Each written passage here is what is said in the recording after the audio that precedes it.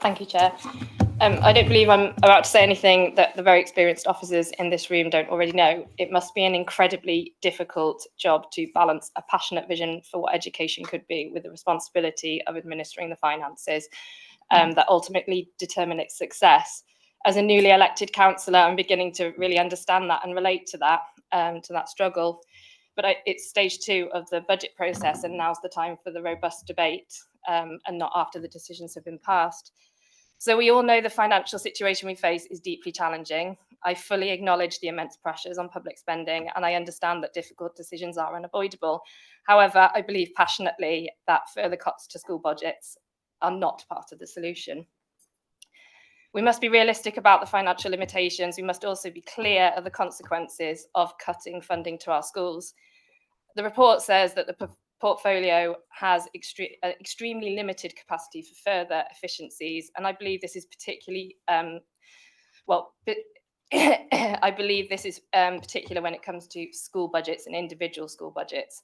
Our schools are already operating under extreme constraints, and asking them to do more with less will risk irreparably harming the future of our young people and therefore the future as a whole.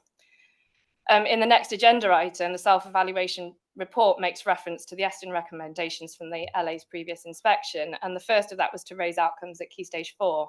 That doesn't happen when a child reaches year 10. It happens from the moment they start their education. Austerity measures, coupled with council cuts, are inevitably narrowing opportunities for young people, especially in subjects such as design and technology, arts, sports, and other vocational options. These are areas which provide vital opportunities for students to thrive in different ways, building skills and creativity that will serve them throughout their lives. And reducing these opportunities not only narrows students' education experience, but it risks narrowing their futures as well.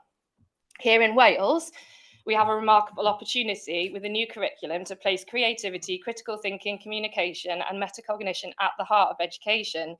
These are skills our young people need to navigate the very fast evolving complex world.